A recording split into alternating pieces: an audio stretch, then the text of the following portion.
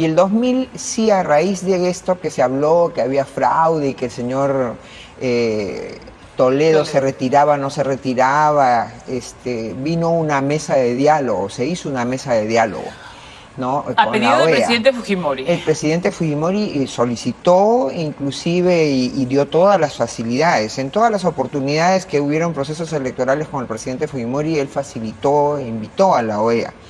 Yo lo que recuerdo es estar en las calles luchando. El 4 de junio empiezan las grandes movilizaciones de los jóvenes.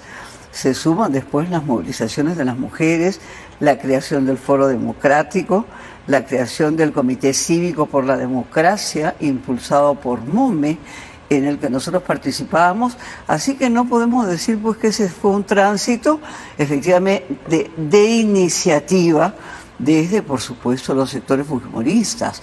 En realidad hubo una demanda justamente vinculado ya por problemas de violación de derechos humanos, por problemas de corrupción, problemas indudablemente de temas que habían movilizado a toda la ciudadanía, ¿no?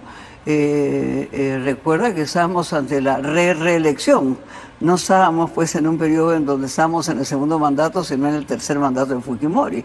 Entonces, no es la OEA la que tenía un temperamento de querer sacar a Alberto Fujimori, era la población en su conjunto que tenía un alto grado de movilización.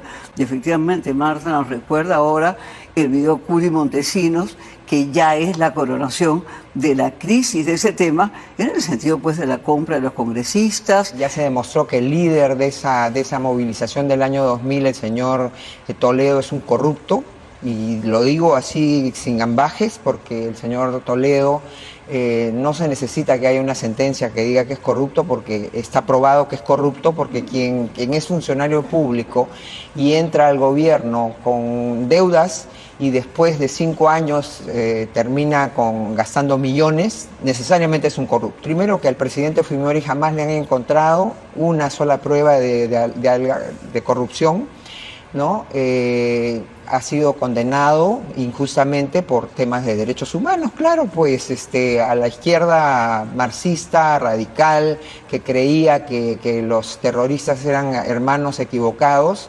Indudablemente hay que reconocer que el tránsito democrático producido desde ese periodo es un tránsito democrático frustrado, en donde indudablemente están acusados de corrupción un conjunto de los mandatarios y de los representantes.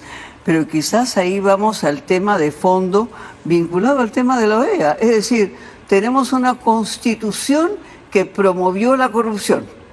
Y efectivamente tenemos constituyentes que redactaron una constitución con un artículo 117, que es el que se discute ahora todos los días.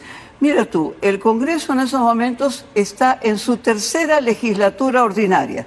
Marta, como yo, sabemos perfectamente que una reforma constitucional se puede hacer en 2 legislaturas continuas.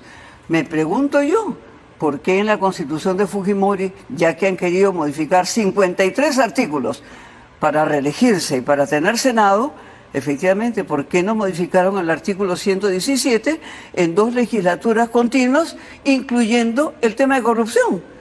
Porque efectivamente fue una constitución para blindar a Fujimori, de la cual se han amparado por corrupción, porque efectivamente no es que él está condenado solamente por actos de violación de los derechos humanos, también por actos de corrupción y por malos manejos de los recursos del Estado. ¿Qué cosa es si no pagarle 15 millones de liquidación pues a Montesinos? Entonces, esa constitución que solamente tiene 4 causales para sacar un presidente, ¿por qué no ha tenido 5? Si con una reforma constitucional se hacen 2 legislaturas y se podría haber incluido otro elemento, otro causal. Pero ya hemos visto pues que muchos de los representantes que hoy hay en el Congreso de izquierda ni siquiera dan sus votos para vacar a Castillo, al contrario, están preocupados en aumentar los votos. En el año 2000, desde el presidente Fujimori, porque fue el Poder Ejecutivo el que en septiembre, luego del video Curi Montesinos en una demostración de responsabilidad política, presentó la iniciativa para reducir el mandato suyo y el de los congresistas, ¿no? Y eso se aprobó, y porque los congresistas también aceptamos, y se aprobó en 2 meses, en un mes. En octubre y ya en noviembre ya se tenía la reforma constitucional. ¿Por qué? Porque se facilitó con los votos, con los 87 votos, incluso se adelantó la legislatura, el fin de la legislatura primera y el inicio de la legislatura segunda. Y en un mes ya se tenía una reforma constitucional. Hoy eso no es posible, porque precisamente los representantes de izquierda y gobiernistas, los que apoyan a este gobierno, han formado todo un andamiaje que no permite ni siquiera con las justas tener 60 y tantos votos. Nosotros no estamos hablando de que no hay 87 votos para la vacancia. Yo lo que estoy afirmando es que si esta Constitución y que esta mayoría conservadora, golpista, obstruccionista, hubiese querido condenar la corrupción, el artículo que hubieran modificado es el 117. Y efectivamente todas las fuerzas políticas tienen un acuerdo para el combate a la corrupción. Y efectivamente sí existirían los 87 votos para que ese artículo fuera modificado. Para que no estoy hablando de la vacancia, estoy hablando de la corrupción. Y por eso digo, efectivamente, que fue una constitución para blindar la corrupción fujimorista, para blindar a Fujimori. Lo que pasa es que los congresistas en estas 3 legislaturas han tenido una agenda bien reducida. Es decir, ¿cómo se reeligen?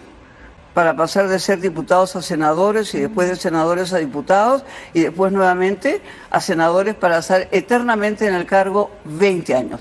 Después, efectivamente, no solamente han querido la reelección, han querido la bicameralidad. Volviendo a la Constitución que Aida ha agredido desde el inicio y al fujimorismo que ha agredido desde el inicio, y me imagino que lo hace por razones ideológicas, no por razones personales, me imagino ni raciales ni religiosas, lo hace por razones ideológicas. Entonces es que nos venga ahora a decir cuando tocamos temas ideológicos que se quiere satanizar, terruquear, ¿no? Y por último, ya está la Iglesia Católica, que defendía tanto, el Consejo Episcopal defendía tanto al señor Castillo, hoy día ya dijeron: señor, renuncie, porque ya llegó al colmo. Y entonces esa es la situación, no es la Constitución, ni es que el CCD, ni nada. A ver. Acá no estamos en una discusión ideológica, estamos en una discusión política, que es absolutamente diferente. Lo que pasa es que se quieren poner clichés ideológicos como una forma, pues, de desautorizar, ¿no es cierto?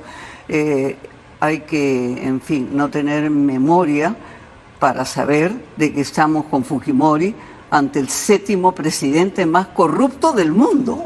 Entonces hay que tener, pues, descaro para sentir, para afirmar y para decir que ese no fue un gobierno de la corrupción, fue un gobierno de la corrupción. Por supuesto que sí. Y yo no me refiero, efectivamente, la corrupción tiene que ser sancionada. Y todo signo de corrupción tiene que ser investigado, por supuesto que sí. Y esa corrupción tiene que ser, esa investigación tiene que ser de paje a rey. O sea, nadie puede estar exento de esa corrupción. Lo que pasa es que, digamos, el artículo 117 no condena la corrupción.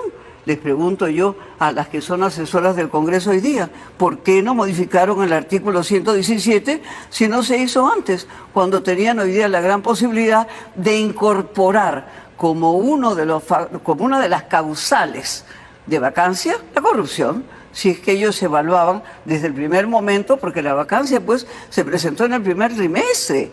La vacancia no es que se ha presentado ahora en la 3ª legislatura. Y efectivamente, ¿por qué no se investigaron a los otros presidentes? Porque efectivamente se ha estado coludido con la corrupción. Se ha estado coludido con la corrupción y se ha permitido. Y resulta que a este presidente sí se le investiga y a los otros, permitiendo ese artículo investigarlo, a ninguno se le investigó. ¿Cuál es la explicación que nos pueden dar quienes sistemáticamente están en el Congreso, que han tenido mayoría de un Congreso de 73 al Congreso que se le llamó el Fuji Congreso?